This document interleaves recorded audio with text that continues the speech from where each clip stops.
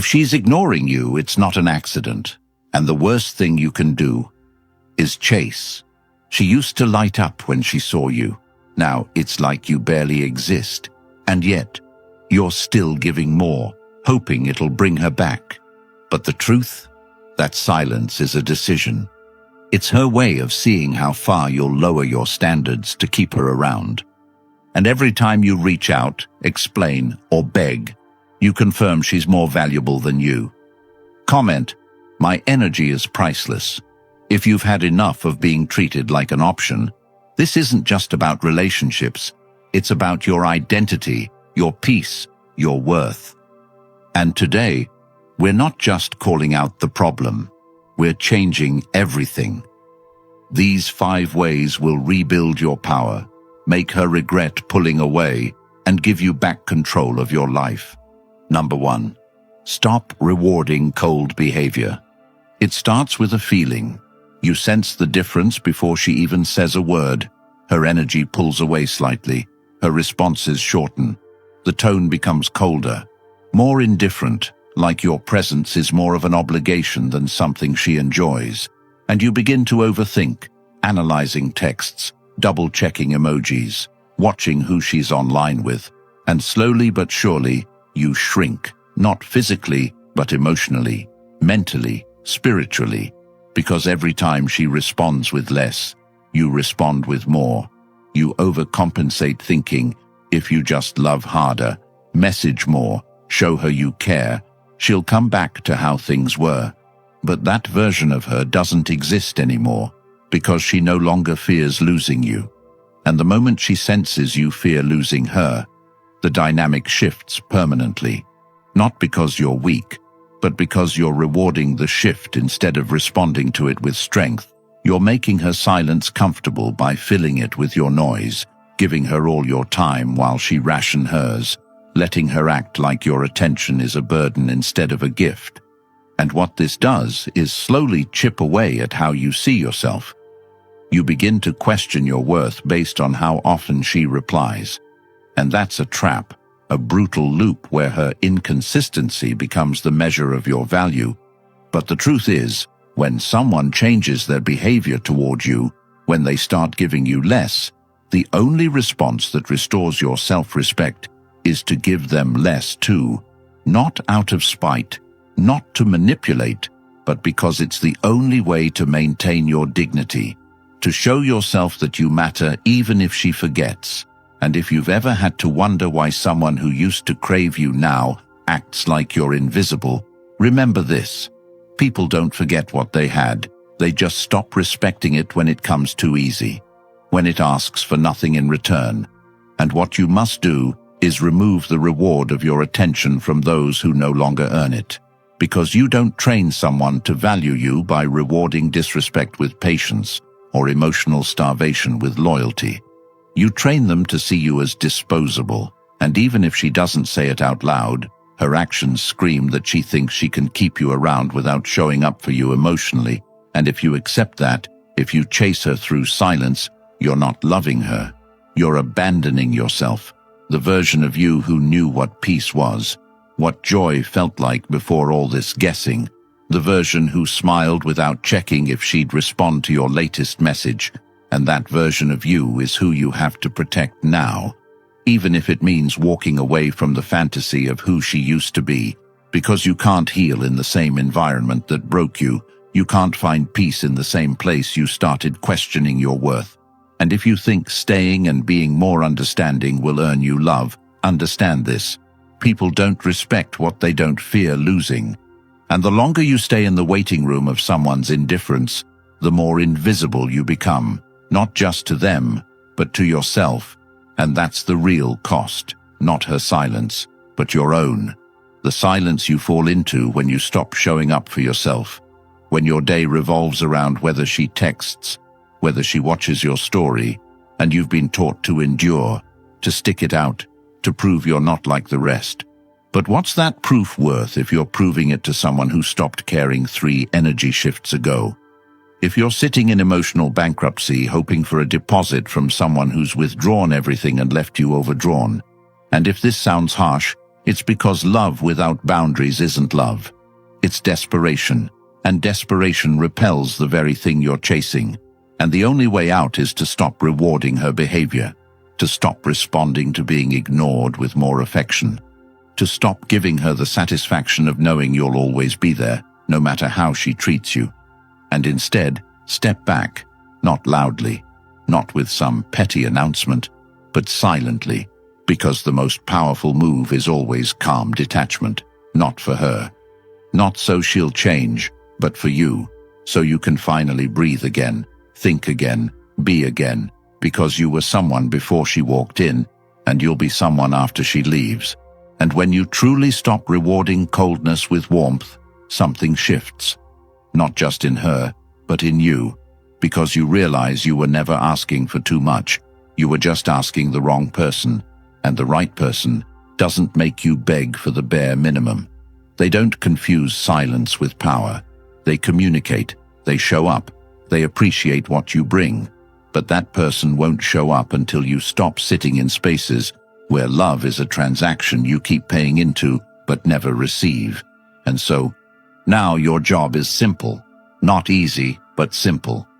Detach, breathe, reflect, and remove your presence from anyone who treats it like an afterthought. Not to punish, not to win her back, but because you owe it to yourself to no longer fund your own disrespect. And the minute you do, when you stop chasing, stop explaining, stop showing up where you're not wanted, you'll see something shift. Not just in her, maybe not in her at all, but in your own reflection, in your own soul. And that's the beginning of everything you've been searching for in someone else. And if you're ready to stop chasing answers in people who don't care enough to stay consistent, then it's time you start pouring into the one place that never lies, your inner foundation. That's why I created the Stoic Relationship Blueprint, a guide built for men who are tired of feeling lost, tired of feeling disposable, and ready to take full ownership of their emotions, their relationships, and their future. This isn't just a book. It's packed with timeless Stoic principles designed to give you clarity, control, and confidence, no matter what she does. And now, it's also available in audiobook format so you can absorb these life-changing truths while taking a walk, on a run, driving, or wherever you need strength the most. You don't have to flip pages to feel the shift. Just press play and let it rewire the way you think, act, and carry yourself. Linked in the comments. Once it's yours forever. No subscription. Just pure, permanent access to the kind of wisdom that turns pain into power.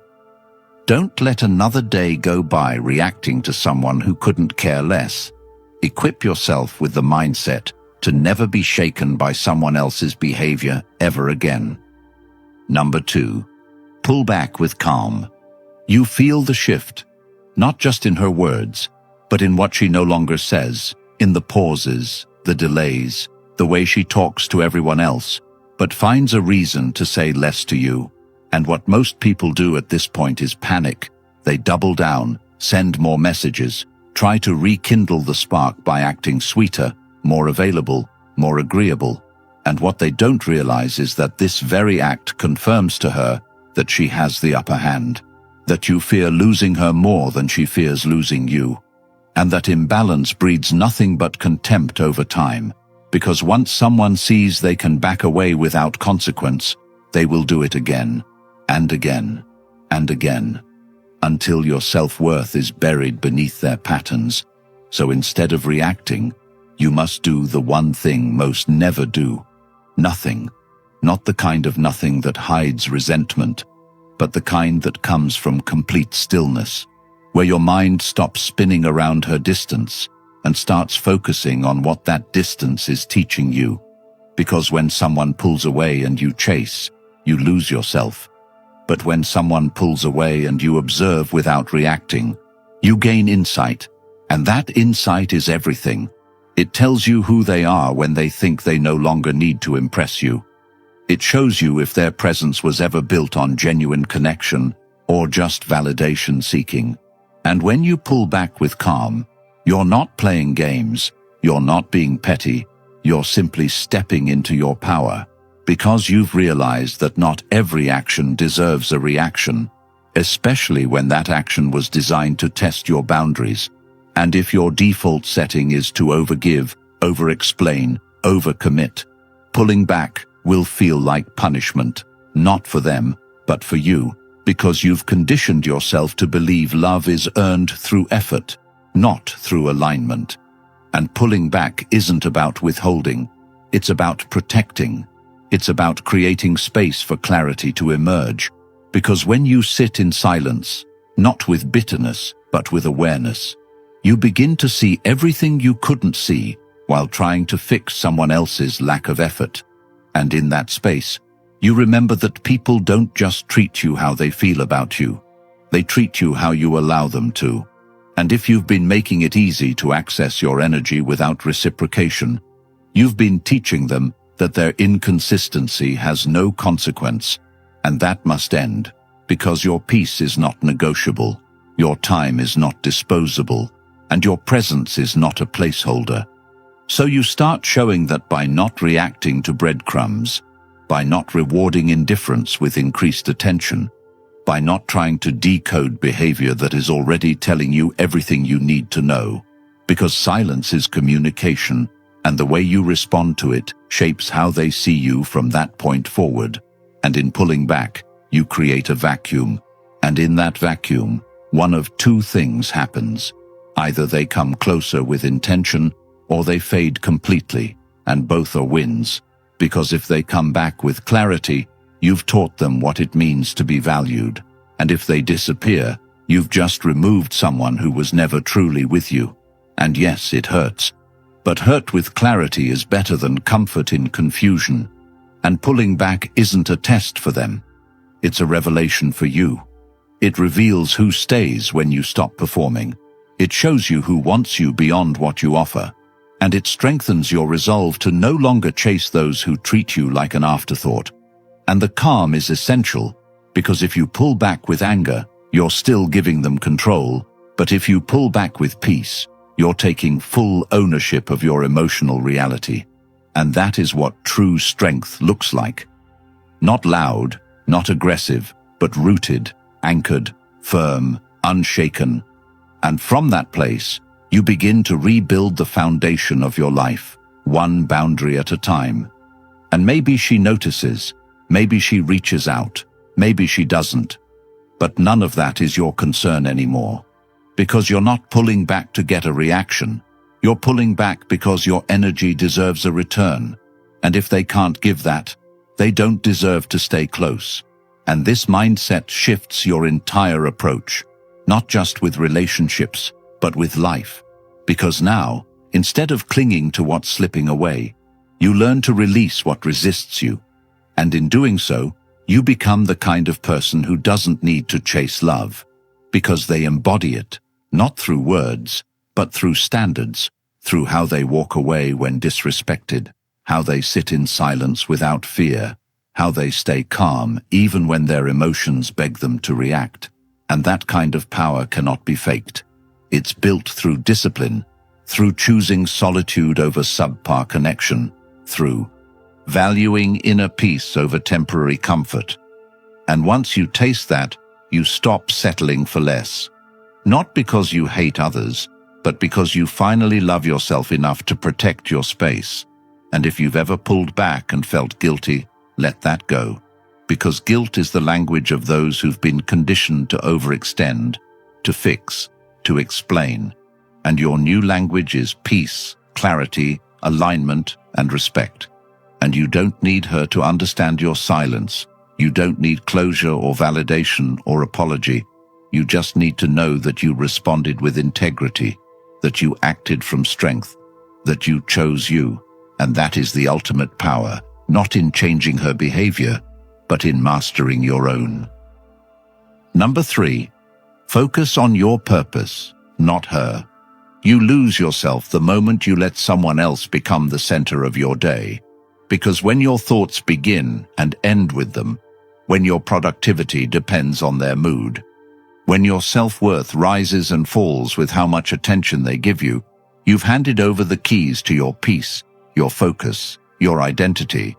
And what most don't realize until it's too late is that obsession over another person never leads to closeness. It leads to blindness. You stop seeing reality for what it is and start seeing it for what you hope it could be. And in that space you make excuses, you overlook patterns, you justify cold behavior, and you place your progress on pause, thinking that if you just give them enough time, enough space, enough love, they'll come back around. But they don't. And even if they do, it's not the way you imagined, because anything gained through neglecting yourself will never bring peace, and this is where you must make the shift, the one most never make.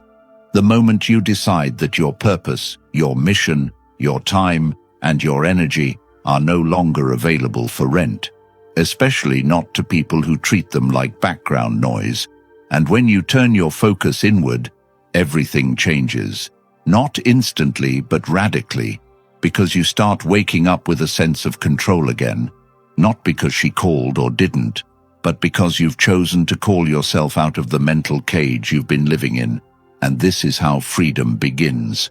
Not with a clean break, but with the decision to prioritize what builds you, not what breaks you.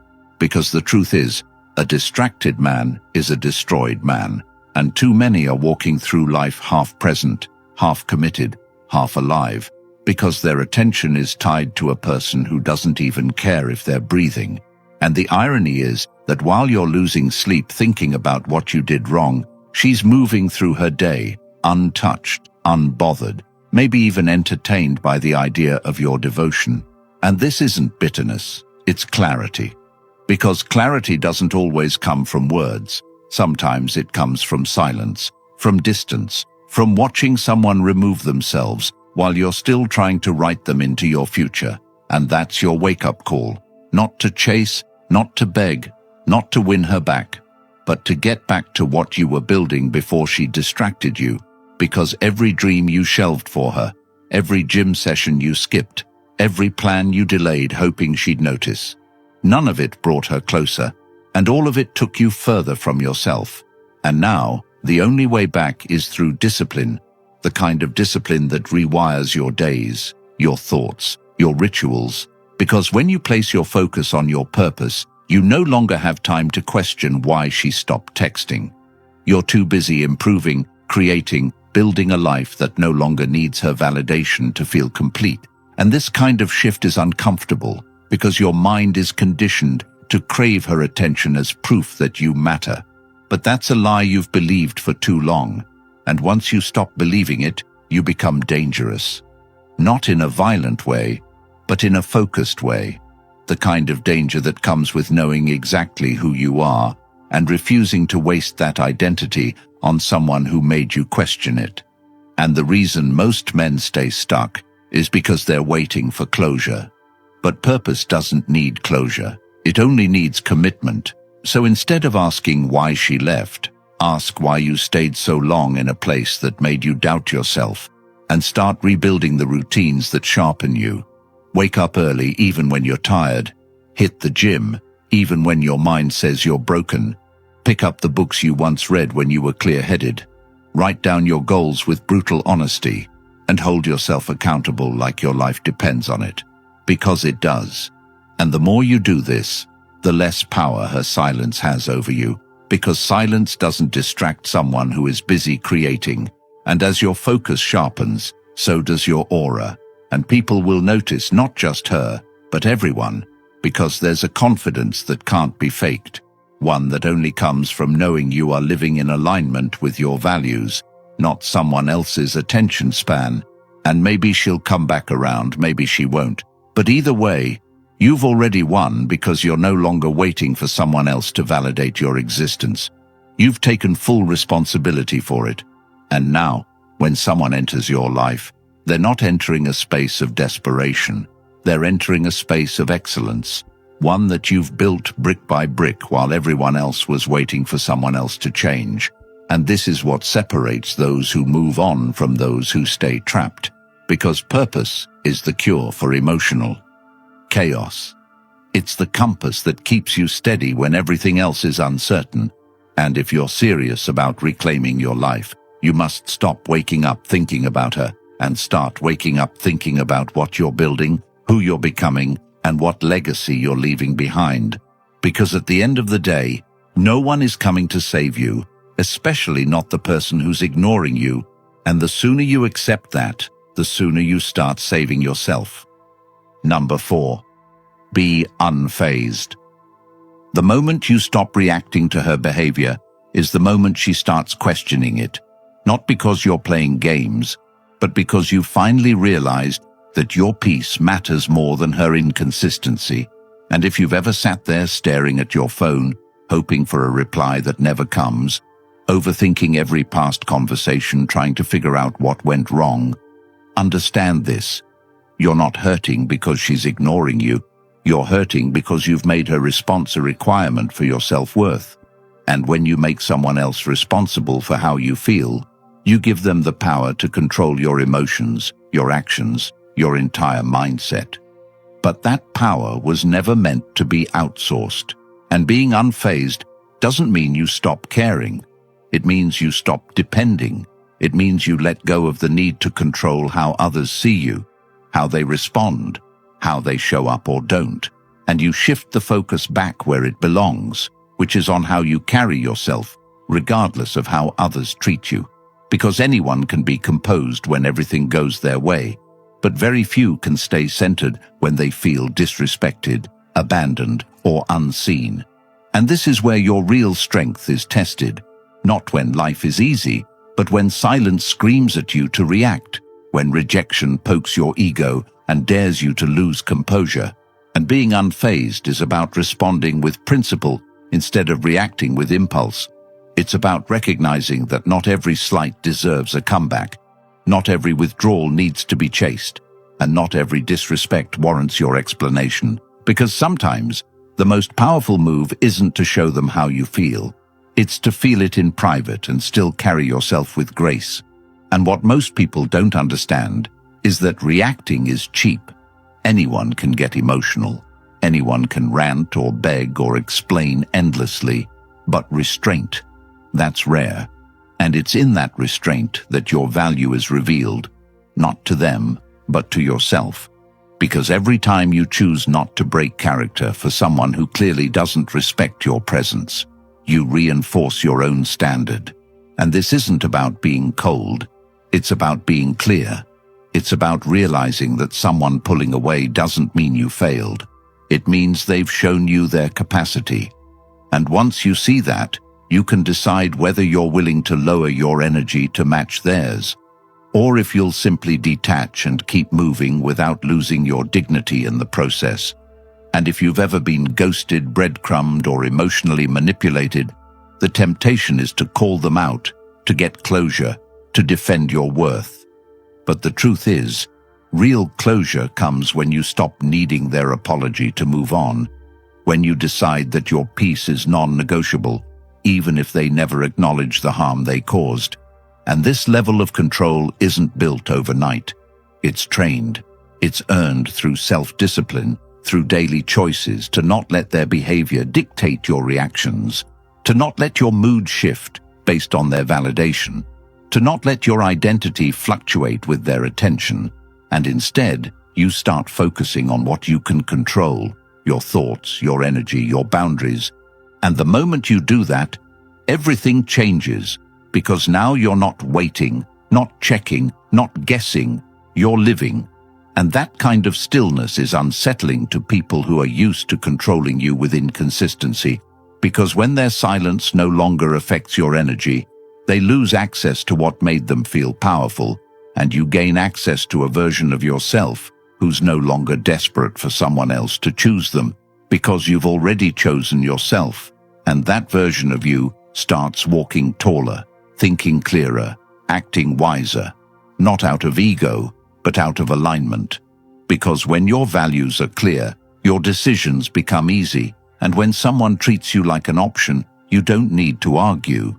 You just exit, not out of bitterness, but because you don't negotiate your self-respect. And if she texts, she texts. If she doesn't, she doesn't. But either way, you're good, because your day isn't built around her availability. It's built around your mission, your goals, your discipline. And the more you do this, the more attractive you become. Not just to others, but to yourself. Because now you're no longer seeking validation. You're walking in self-certainty. And people can feel that even if they can't explain it. And yes, she might notice. She might come back. She might test you again. But this time you're not emotionally available for inconsistency. This time you've seen behind the curtain. And no amount of charm can undo the truth of how someone made you feel when they thought they had options. And now you do too. The option to walk, to pause, to pivot, to grow, to evolve without needing her to validate the process. And being unfazed isn't just about silence. It's about detachment from outcomes. It's about knowing you'll be okay even if she never says another word, even if she moves on, even if you never get closure, because the closure was never hers to give. It was always yours to take. And now you're taking it, not with bitterness, but with clarity. And in that clarity, you reclaim your power. And that power becomes the foundation of everything you build from this moment forward. Number 5. Walk away if nothing changes. You reach a point where staying is more damaging than leaving. A point where every second you wait for her to notice your worth is a second you're silently teaching yourself to settle for less. And this isn't about being cold. It's about recognizing that love without respect is manipulation dressed in comfort. And if her patterns show you that she's indifferent, distracted, or completely detached, then your choice isn't between fighting harder or giving up. It's between self-preservation and self-destruction. Because walking away isn't weakness. It's proof that you finally believe your peace is more important than her potential. And for too long, you've convinced yourself that if you're just patient, if you give her space, if you don't push too hard, she'll eventually circle back with clarity. But she doesn't. And even when she does, she comes back to the version of you that allows disrespect. The one who's still sitting there hoping silence turns into commitment. But commitment doesn't come from absence. It comes from presence, consistency, honesty. And she's not giving you any of that, and you know it. Deep down, you've known it for a while, but you've been waiting for the pain to outweigh the hope before you take action. And by the time that happens, you've already wasted months of your life on a fantasy, replaying memories of who she used to be while ignoring the reality of who she is now. And that gap, that space between who she was and who she is where most people live, stuck in denial, bargaining with their own potential, just to keep someone around who stopped valuing them long ago. And that's not love. It's fear. Fear of being alone. Fear of starting over. Fear of admitting you bet on the wrong person. And until you face that fear, it controls you. It owns you. It manipulates every choice you make. And it convinces you to tolerate things you swore you never would. And you start rationalizing disrespect, saying things like, she's just going through something, or maybe it's my fault. But none of that changes the fact that her effort is gone, her interest is gone, and you're still holding on because you don't want to feel like you wasted your time. But here's the truth. You don't get that time back by staying longer. You get it back by learning the lesson and moving forward. And if nothing changes, if her behavior remains cold, distant, inconsistent, if you're the only one reaching out, initiating, apologizing, explaining, while she lives her life like you don't exist, then the longer you stay, the more you betray yourself. And betrayal from others hurts. But betrayal of self is what truly breaks you. Because when you ignore your own boundaries just to keep someone around, you teach yourself that your standards are negotiable. And once you lose respect for your own standards, everything else crumbles. Your focus, your discipline, your drive, your joy, and you start building your life around the hope that one day she'll look at you and see what you've always seen in her.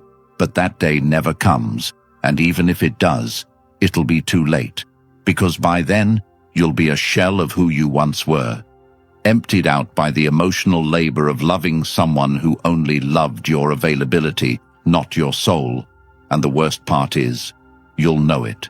You'll know you stayed too long, gave too much, asked too little, and you'll carry that bitterness with you into every relationship after, unless you decide right now, in this moment, that your healing matters more than her habits, that your time is too expensive to be spent on confusion, and that your worth is not up for negotiation just because someone you care about won't match your effort. And when you walk away, you don't need to announce it. You don't need to explain it. You don't even need to hope she understands it. You just need to live it, because walking away is a decision, not a performance, and the people who get it, and the ones who don't, never mattered in the first place. And yes, it hurts. It always does. But hurt is temporary. Self-abandonment is forever. So you choose the pain that ends now, not the pain that drags on for months, while you slowly forget who you were before she made you feel replaceable. And if you're waiting for a sign, this is it. Not because I said it, but because you've already said it to yourself 100 times in your head. Every time you reread the same dry text. Every time you waited for her to call back. Every time you downplayed your needs just to avoid tension. And you're not crazy. You're not too much. You're not asking for perfection. You're asking to be valued. And if that's not happening, then staying is not loyalty. It's self-betrayal. And walking away is not giving up. It's choosing you. And when you finally choose you, everything starts to shift. Not because the world changes, but because you do. Because you start seeing red flags as stop signs, not challenges. You start recognizing that energy doesn't lie, and that you don't need someone's permission to take your power back, and you begin to carry yourself differently. Not with bitterness, but with certainty. Not with ego, but with boundaries. Not with hate, but with clarity. And you become the kind of person who doesn't chase, doesn't beg, doesn't lose themselves in the hope that someone else will finally see them, because you see yourself now, and that's all you ever needed. And the second you walk away from what isn't feeding you, you make space for everything that will. You've been told to stay quiet, to stay patient, to be the nice guy who waits in silence while his value gets stepped on. But where has that gotten you? This world isn't designed to teach you how to lead yourself through emotional chaos. It profits from your confusion, your pain, your obedience. The Stoic relationship blueprint is your rebellion, packed with timeless Stoic truths that no one ever handed you growing up, truths that will flip the way you think, respond, and carry yourself in any relationship. And now it's available as an audiobook, so you can build yourself up while walking, training, or simply reclaiming your focus. Because this isn't just knowledge, it's your new weapon, and once you have it, it's yours forever. If you're done playing the fool in someone else's game, comment "I choose clarity," like this video, and subscribe to help more men escape the trap and save themselves years of regret.